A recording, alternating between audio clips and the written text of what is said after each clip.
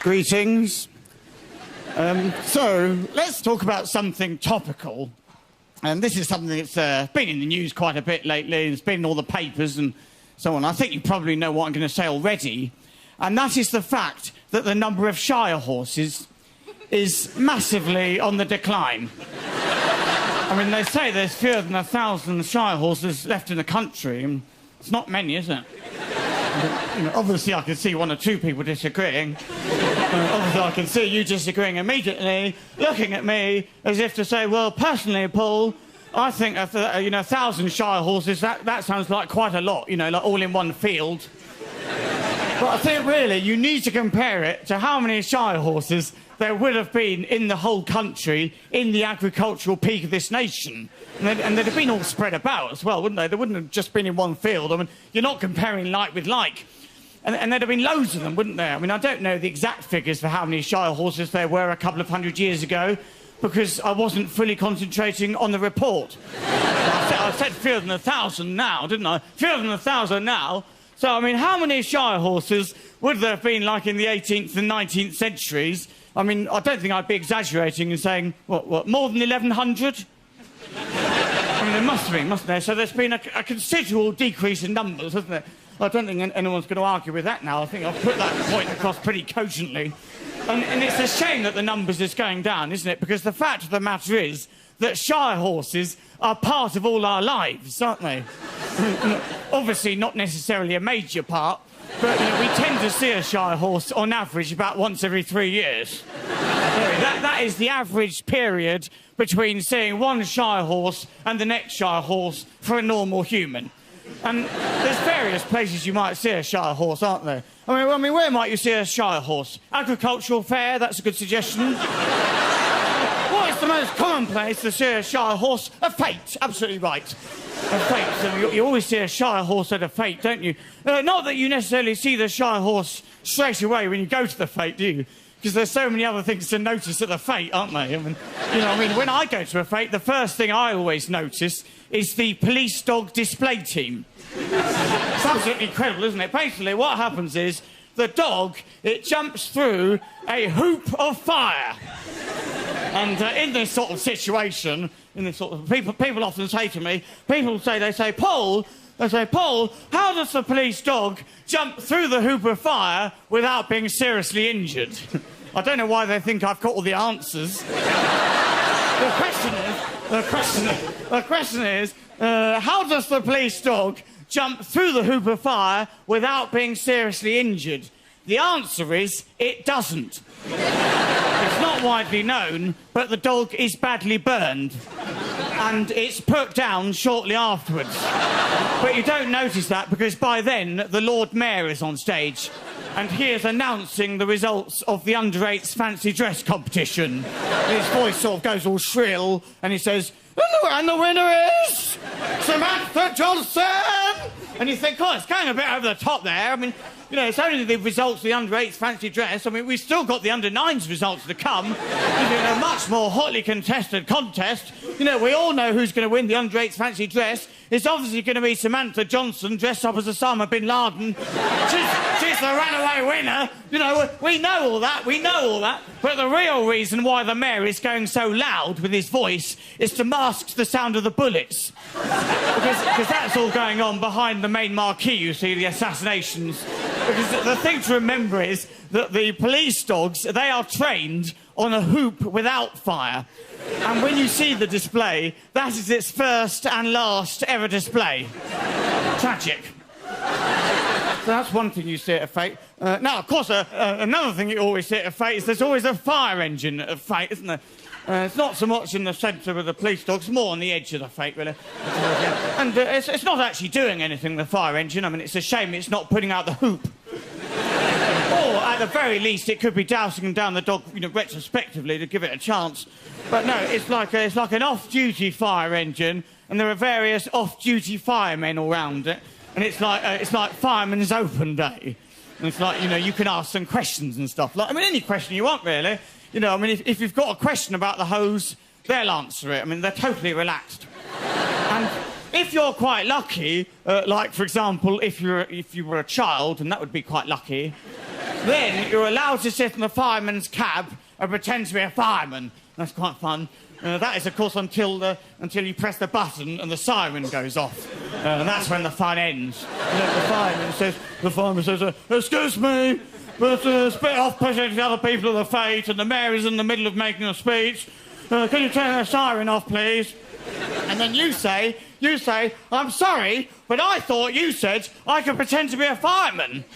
Surely that would involve doing anything that a fireman would do. I mean, you are ruining my life. I am a 6-year-old boy. I've already faced the disappointment of coming second in the under-8s fancy dress competition. I mean, in many ways, I would have been more suited to the under-7s, you know. I mean, I did overreach myself.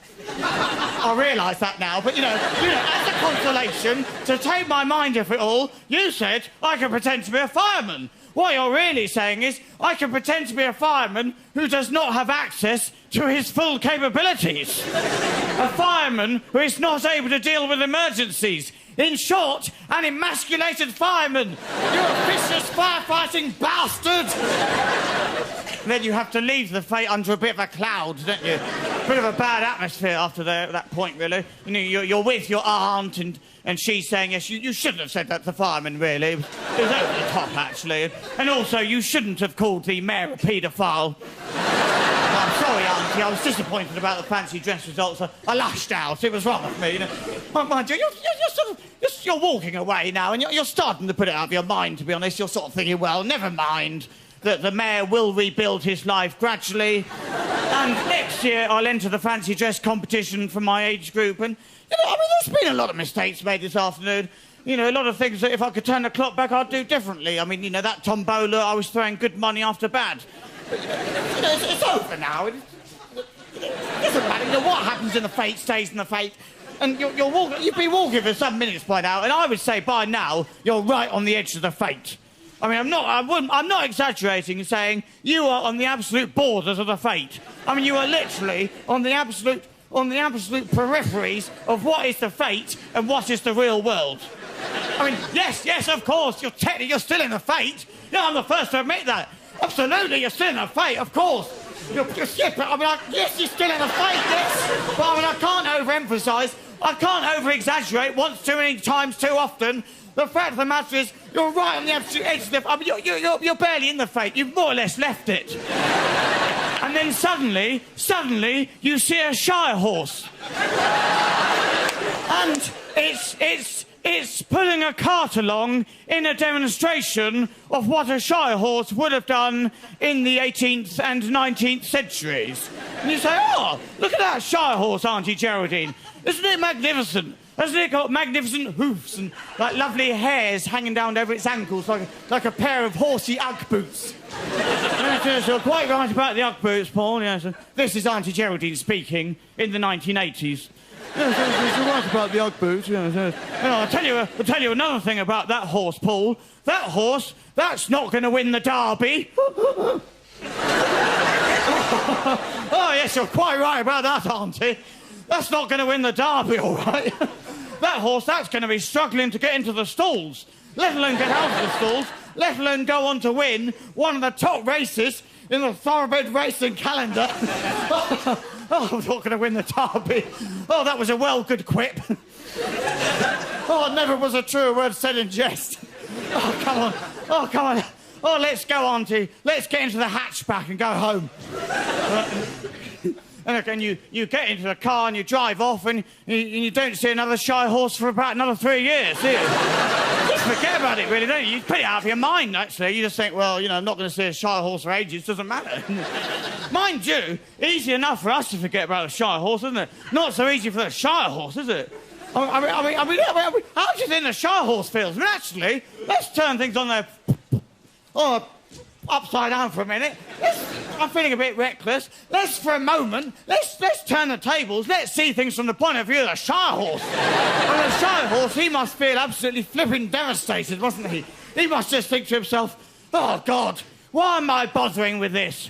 Pulling a cart along in a demonstration of what a shire horse would have done in the 18th and 19th centuries. I mean, what am I actually demonstrating?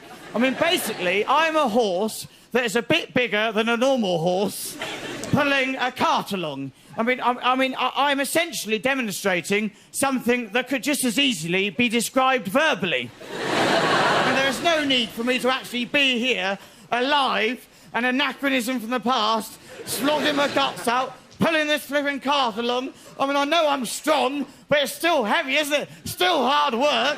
And it's not as if anyone notices me when I go to the fete anyway. They notice all the other things, don't they? I mean, they notice the police dog display team. They notice the fire engine. They notice the mayor being taken away in handcuffs. I mean, I'm basically an afterthought. And even when they do notice me, it's not as if people really appreciate the magnificent beauty of my incredible, strong, shy horse body. I mean, all they do is make a brief comment about my ankles and then say how I'm not going to win the derby. I mean, obviously I'm not going to win the derby, am I? It's a completely different sort of horse, isn't it? I'm built for strength, aren't I, not speed. I mean, when I consider that horses like me, we were the backbone of this country in the agricultural peak of this nation, and now we have been reduced to being nothing more than a bit of a joke for people just as they leave a fete. Yeah, just wanted for people a bit of a laugh about for a moment. TV recording, just for a few seconds until Paul Foot moves on to the next subject, which will be shortly. Oh, yeah, it's all a big old laugh for you, isn't it? Big old joke for you, big old joke for you, isn't it? Homosexuals!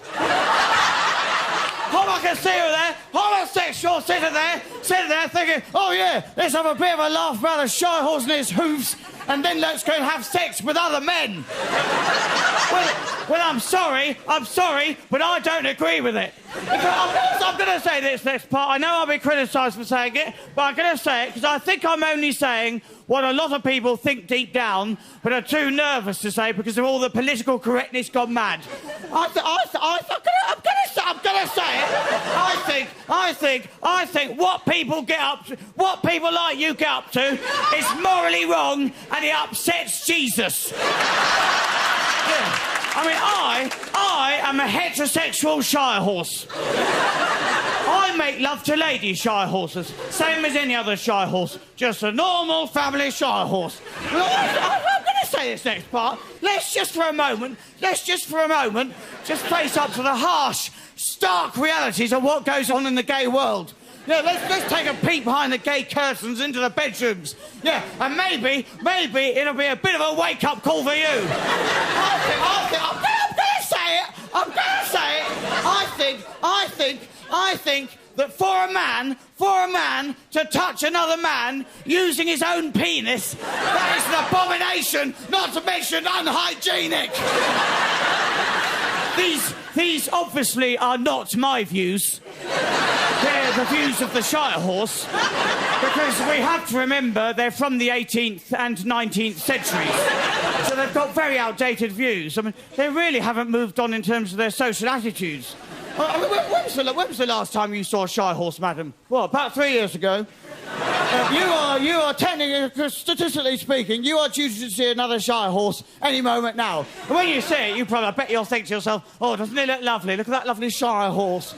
Oh, I mean, look at his lovely face, all that lovely, long, sad-looking, horsey face, all sad and sweet, you know. But actually, they're quite homophobic.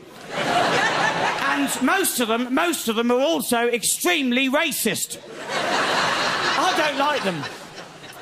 To be honest, I'm glad there's fewer than 1,000 left in the country. So a little bit of topical humour there. Thank you very much indeed.